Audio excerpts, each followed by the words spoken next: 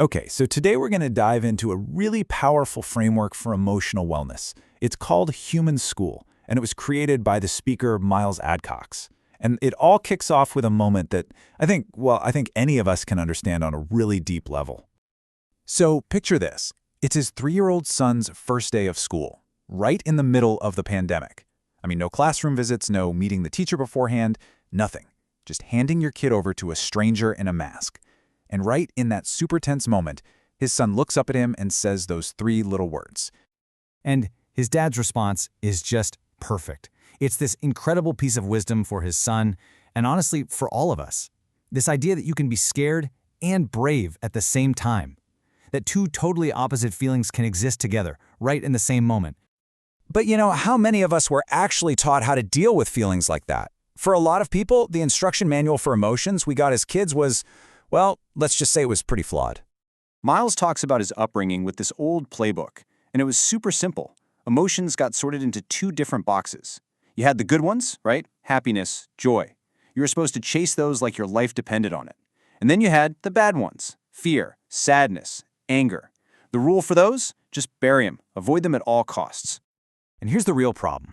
That whole black and white approach, it's just a setup for failure. It teaches you not to trust what's going on inside you, so you're always looking for validation from the outside just to feel okay. And that path, it always leads to burnout. You just faceplant eventually.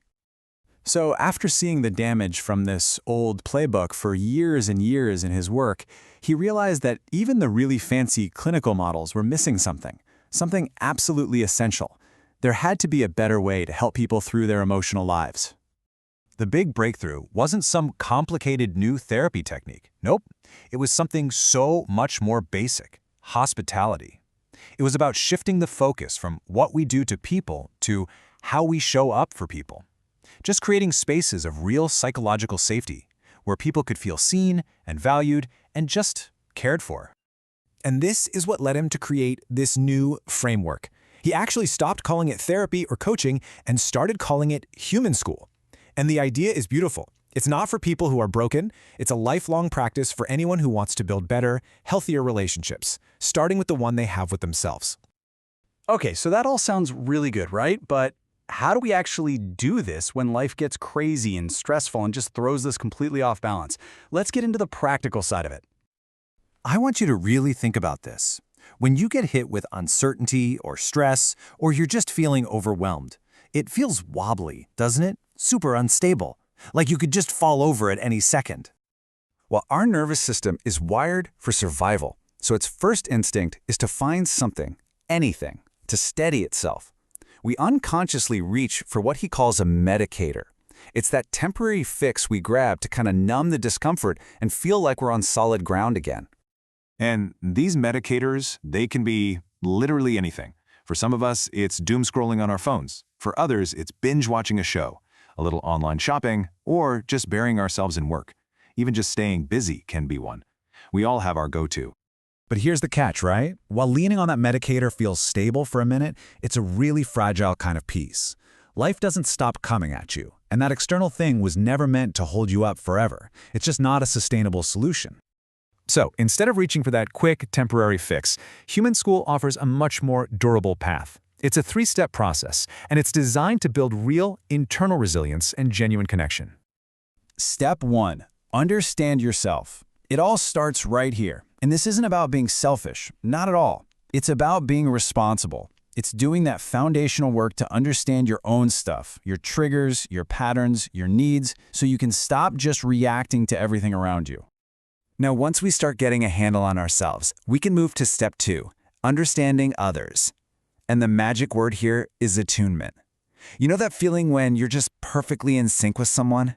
You're matching their energy, they feel totally heard, it's awesome. Connection just happens. The opposite is that awful feeling of disconnection, that awkward, stressful vibe when you're just not on the same wavelength. And this, step 3, is where it all comes together. When you've done the work to understand yourself, you can actually show up and truly attune to other people. And that combination, it creates a powerful you, a relationship, a family, a team that's built on real trust and real empathy. But doing this internal work doesn't just change how you feel, it literally changes how you see the world. And this final story, man, it just drives this point home so perfectly. To make this super concrete, let's talk about his dog, Dakota. Miles was obsessed with his yard being perfect, but his old, beloved dog kept creating this giant 7x7 dead spot in the grass. Every single day, he'd see it, and it would just be this source of constant frustration. But then, Dakota passed away. And all of a sudden, that same exact patch of dead grass was completely transformed. It wasn't an eyesore anymore. It became the most beautiful spot in the yard, a sacred reminder of his best friend. The spot didn't change at all, but his perception of it changed everything. That one event, it flipped a switch. The external reality, the patch of grass, was exactly the same, but the internal meaning he gave it was completely 180 degrees different. And this, right here, is the ultimate lesson of human school. You know those little habits in our partners or our kids or our coworkers that just drive us crazy? What if they aren't the problem? What if by changing our own internal landscape, we can start to see those things not as flaws to be fixed, but just as a part of who they are? So that really leaves us with this one big question to think about. What eyesore in your life could actually become beautiful?